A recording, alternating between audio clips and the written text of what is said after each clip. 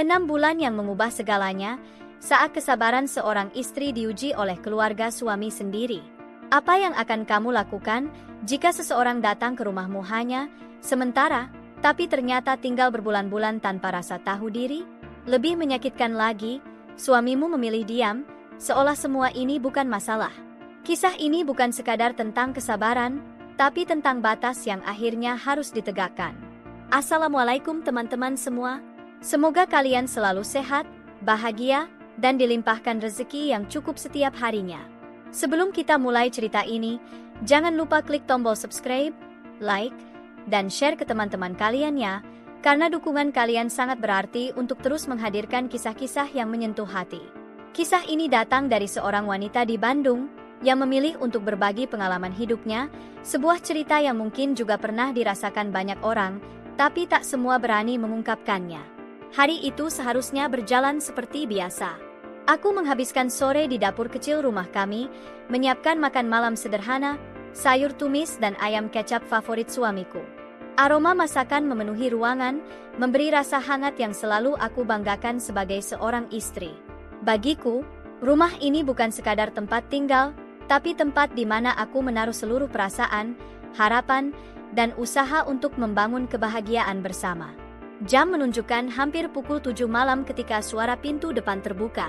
Aku sempat tersenyum, membayangkan suamiku akan masuk dengan wajah lelah seperti biasa, lalu duduk sambil bercerita tentang harinya. Namun langkah kaki yang terdengar tidak hanya satu. Ada suara lain, lebih ringan, lebih pelan.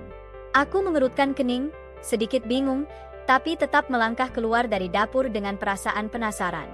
Di ruang tamu, aku melihat suamiku berdiri bersama seorang wanita yang tidak asing. Kakak perempuannya. Ia membawa 2 koper besar dan sebuah tas tangan, wajahnya terlihat lelah tapi tetap tenang, seolah sudah yakin akan diterima.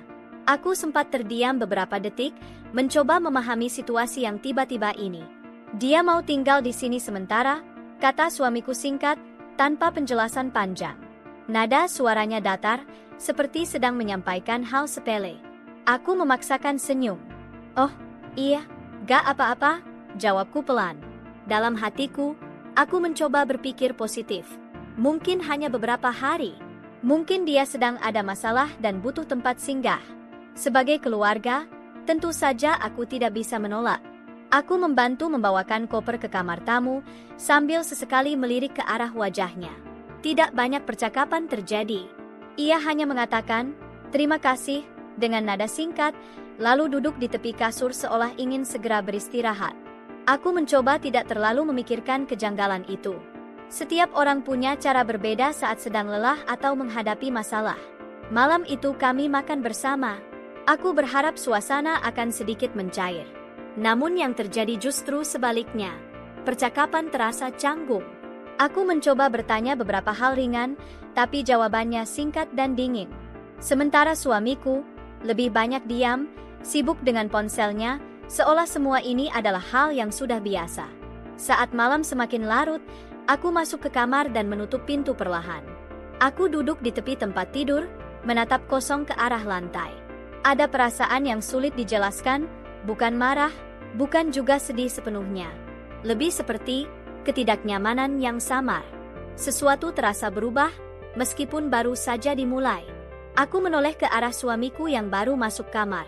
"Emang dia mau tinggal berapa lama?" tanyaku hati-hati. Suamiku hanya mengangkat bahu. "Sementara aja, sampai dia dapat tempat," jawabnya singkat. "Sementara." Kata itu kembali terngiang di kepalaku. Aku mengangguk pelan, mencoba percaya bahwa semuanya akan baik-baik saja. Aku tidak tahu bahwa kata "sementara" itu akan bertahan jauh lebih lama dari yang aku bayangkan. Minggu pertama terasa seperti penyesuaian biasa. Aku mencoba meyakinkan diriku bahwa semua ini hanya sementara, seperti yang dikatakan suamiku. Setiap pagi, aku tetap bangun lebih awal, menyiapkan sarapan untuk kami bertiga. Awalnya, aku masih melakukannya dengan ringan hati. Bahkan, aku sempat berpikir, mungkin ini kesempatan untuk lebih dekat dengan kakak iparku. Namun perlahan, ada hal-hal kecil yang mulai terasa berbeda. Setiap kali aku selesai memasak, dia langsung mengambil makanan tanpa banyak bicara. Tidak ada basa-basi, Tidak ada senyum hangat. Aku mencoba memahami, mungkin dia sedang banyak pikiran. Tapi semakin hari, sikap itu tidak berubah, malah terasa semakin dingin. Memasuki minggu kedua, aku mulai menyadari sesuatu yang lebih jelas. Dia tidak pernah membantu pekerjaan rumah. Tidak pernah menawarkan diri untuk sekadar menyapu, mencuci piring, atau membereskan meja setelah makan. Semua dibiarkan begitu saja, seolah itu memang sudah menjadi tugasku sepenuhnya. Aku sempat mencoba memberi isyarat halus. Suatu sore, aku berkata sambil tersenyum, "Kalau capek, nanti aku aja yang nyuci. Tapi kalau lagi santai, boleh bantu ya?" Dia hanya mengangguk singkat, tapi kenyataannya tidak pernah benar-benar membantu. Hari demi hari berlalu, dan aku mulai merasakan kelelahan yang tidak hanya fisik, tapi juga batin. Rumah yang dulu terasa hangat, kini perlahan berubah menjadi tempat yang membuatku harus menahan banyak hal. Bahkan untuk sekadar duduk santai di ruang tamu, aku merasa seperti tamu di rumah sendiri. Yang paling menyakitkan, bukan hanya sikapnya, tapi sikap suamiku. Setiap kali aku mencoba membicarakan hal ini, jawabannya selalu sama. "Udah, sabar aja, dia lagi butuh tempat." Kalimat itu diulang berkali-kali, sampai akhirnya terasa seperti tembok yang menutup semua keluhanku. Suatu malam, setelah semua pekerjaan selesai, aku duduk sendirian di dapur. Tanganku masih basah setelah mencuci piring, tapi aku tidak langsung beranjak. Aku hanya diam, menatap kosong ke arah wastafel. Ada rasa lelah yang tidak bisa aku ungkapkan dengan kata-kata. Aku mencoba kuat, aku mencoba mengerti. Tapi di dalam hati, aku mulai bertanya, sampai kapan aku harus seperti ini?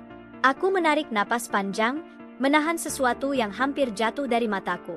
Karena saat itu, aku sadar, ini baru permulaan. Memasuki bulan kedua, perubahan itu semakin terasa jelas. Jika sebelumnya hanya hal-hal kecil yang mengganggu, kini semuanya mulai terasa nyata dan sulit diabaikan. Rumah yang dulu menjadi tempat paling nyaman bagiku perlahan kehilangan hangatnya. Ruang tamu, yang biasanya menjadi tempatku bersantai setelah seharian bekerja, kini hampir selalu dikuasai olehnya. Televisi menyala dari pagi hingga malam, menampilkan acara favoritnya tanpa pernah mempertimbangkan orang lain. Aku beberapa kali mencoba duduk di sana, tapi selalu merasa seperti orang asing yang menumpang sebentar, bukan pemilik rumah. Aku mulai lebih sering menghabiskan waktu di kamar. Bukan karena ingin, tapi karena itu satu-satunya tempat di mana aku bisa merasa sedikit tenang. Bahkan dapur, tempat yang dulu menjadi ruang favoritku, kini terasa berbeda. Setiap gerakanku terasa diawasi, setiap langkah terasa tidak sebebas dulu. Suatu pagi, aku sedang memasak seperti biasa. Dia masuk ke dapur tanpa menyapa, membuka kulkas, lalu mengambil minuman. Tidak ada kata, permisi, tidak ada kontak mata. Aku sempat berhenti sejenak, memandang punggungnya, mencoba mencari arti dari sikap itu. Tapi yang aku temukan hanya perasaan hampa. Hari-hari terus berjalan, dan aku semakin sering memendam perasaan sendiri. Aku tidak ingin terlihat lemah. Aku juga tidak ingin memperbesar masalah. Tapi setiap kali aku mencoba bersikap biasa, ada bagian dari diriku yang perlahan terkikis. Malam hari menjadi waktu yang paling berat. Saat semua terlihat tenang, justru pikiranku dipenuhi berbagai hal yang tidak bisa aku ucapkan. Aku mulai mempertanyakan banyak hal, tentang peranku sebagai istri, tentang arti, rumah, dan tentang mengapa aku harus merasa seperti ini di tempatku sendiri. Dan lagi-lagi, saat aku mencoba bicara pada suamiku, jawabannya tetap sama. "Dia kan keluarga kita?" Kalimat itu terdengar sederhana, tapi entah kenapa, justru terasa seperti menutup semua ruang untukku bersuara. Suatu malam, aku berdiri di depan cermin, menatap diriku sendiri lebih lama dari biasanya. Wajahku terlihat sama, tapi perasaanku tidak. Ada sesuatu yang berubah, sesuatu yang tidak bisa aku abaikan lagi. Aku tersenyum kecil pada bayanganku sendiri, senyum yang terasa asing. Di dalam hati, aku mulai menyadari satu hal. Aku tidak hanya sedang menghadapi seseorang yang menumpang tinggal. Aku sedang kehilangan rasa memiliki atas rumahku sendiri. Dan kesadaran itu jauh lebih menyakitkan dari yang aku bayangkan. Memasuki bulan keempat, aku mulai merasa ada sesuatu dalam diriku yang berubah. Bukan lagi sekadar rasa tidak nyaman, tapi kelelahan yang menumpuk tanpa tempat untuk keluar. Setiap hari terasa seperti rutinitas yang sama, bangun, memasak, membersihkan, diam, lalu mengulang semuanya lagi. Aku masih mencoba bersikap baik, masih menahan diri untuk tidak berkata kasar atau menunjukkan emosi. Tapi di dalam hati, aku tahu kesabaranku tidak lagi sama seperti dulu. Ada batas yang perlahan mulai terlihat, meski aku sendiri belum tahu di mana titik akhirnya. Suatu pagi, aku bangun lebih awal dari biasanya. Aku ingin menyiapkan sarapan dengan cepat karena ada pekerjaan lain yang harus aku selesaikan. Dapur masih sepi, hanya suara kompor dan alat masak yang terdengar pelan. Tak lama kemudian, dia masuk, tanpa menyapa, tanpa melihat ke arahku. Ia langsung mengambil piring, mengambil makanan yang bahkan belum sepenuhnya siap, lalu pergi begitu saja ke ruang tamu. Tidak ada, terima kasih. Tidak ada, permisi. Aku berdiri diam beberapa detik, memegang sendok yang masih panas. Dan untuk pertama kalinya, aku benar-benar merasa tidak dihargai. Hari itu menjadi titik yang berbeda. Bukan karena ada pertengkaran, tapi karena ada sesuatu dalam diriku yang akhirnya pecah. Bukan dalam bentuk kemarahan, tapi dalam bentuk kelelahan yang tidak bisa lagi aku sembunyikan. Malamnya, setelah semua kembali tenang, aku duduk berdua dengan suamiku. Tidak ada nada tinggi, tidak ada emosi berlebihan. Hanya suara pelan, tapi penuh makna. Aku capek, kataku lirih. Suamiku menoleh, terlihat sedikit kaget. Aku bukan gak ikhlas, tapi aku udah gak ngerasa nyaman di rumah sendiri. Kata-kata itu keluar begitu saja, jujur, tanpa ditahan. Untuk pertama kalinya, suamiku tidak langsung menjawab. Tidak ada kalimat, sabar ya, seperti biasanya. Dia hanya diam. Dan dalam diam itu, aku melihat sesuatu yang berbeda.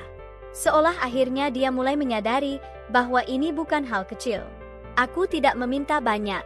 Aku hanya ingin didengar, dianggap. Dan malam itu menjadi awal dari sesuatu yang perlahan berubah.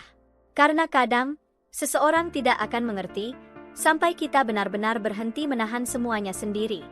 Setelah percakapan malam itu, suasana di rumah berubah, tapi bukan menjadi lebih ringan.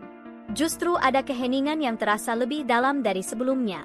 Tidak ada pertengkaran, tidak ada suara tinggi, hanya jarak yang perlahan tercipta di antara kami bertiga. Suamiku menjadi lebih banyak diam. Ia tidak lagi dengan mudah membela kakaknya seperti sebelumnya, tapi juga belum melakukan apapun. Sementara aku memilih untuk tidak lagi mengulang keluhanku. Bukan karena semuanya sudah baik-baik saja, tapi karena aku sudah terlalu lelah untuk menjelaskan hal yang sama berulang kali. Hari-hari terasa berjalan lebih lambat.